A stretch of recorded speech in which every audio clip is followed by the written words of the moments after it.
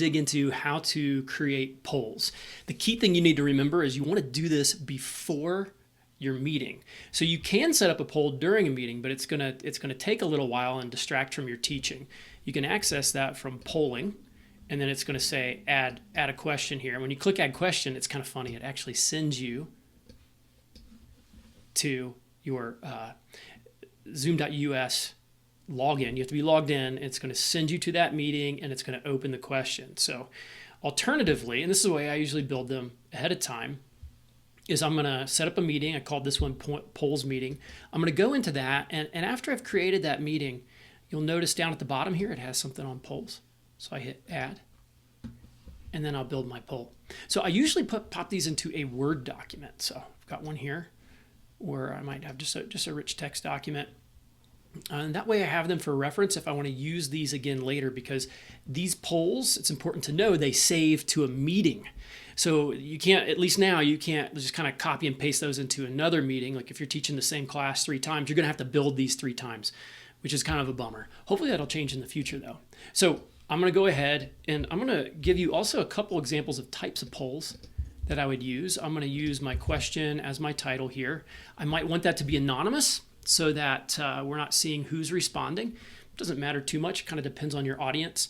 And in this case, I want to use multiple choice, which means just that the students can choose more than one option. This is a question I love. This is the type of question I like to ask at the beginning of a webinar, at the beginning of class, at the beginning of a workshop, to help understand what my students' goals are. And I may have goals for the class, but they may be a mismatch to where my students are. Maybe they need a little bit of remedial work that they need to do. Maybe I find out that they haven't done the reading.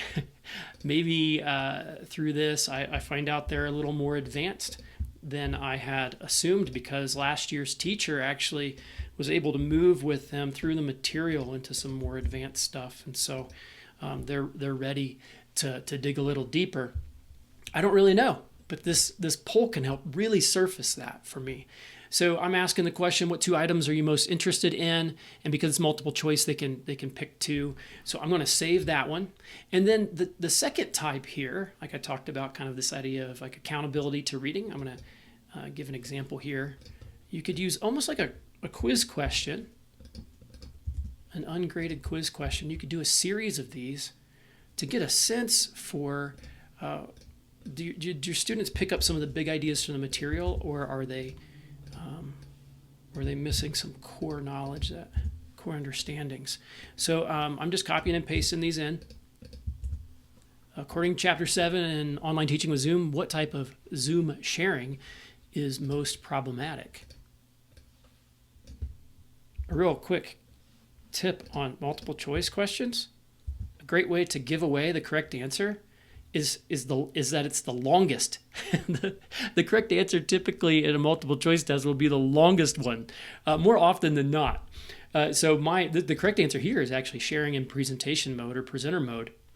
So I made these sharing an audio file longer by putting down from Spotify or a similar site and giving the examples of different types of browsers here, so as not to kind of tip my hat to the correct one. So I'm going to save that, and then we're going to take a look at what does it look like. I did single choice on this because it's kind of a correct or incorrect type of thing. We're going to go back into the meeting now, and we're going to go ahead and initiate the poll. So when you initiate a poll, you're going to click on the polling button, and you're going to get, this is really important here, you're going to get a drop down that has your different questions. So I've seen that it's confusing for people because they'll come into it and they'll be like, where are my questions? I just see the one here, but it's that little caret drop down.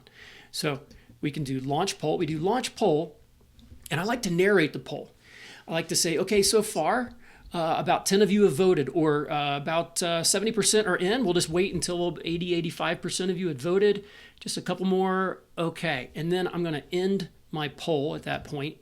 And then I can see the results, but it's important to know that your students can't see those results. So that's where you're going to need to hit share, and then that becomes visible to your students. They're going to be able to see the little bars here, the percentages, and the numbers of people.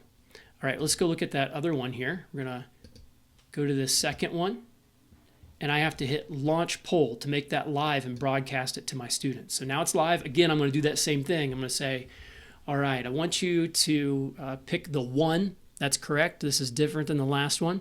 And we're going to wait until at least 85% of you all have voted. We're at about 60%. Okay, we're at 75%. All right, go ahead. You got a few seconds left before I close it. And then I end the poll. So, and again, share the results. So those are the basics of how to build and then implement polls in your Zoom-based classes.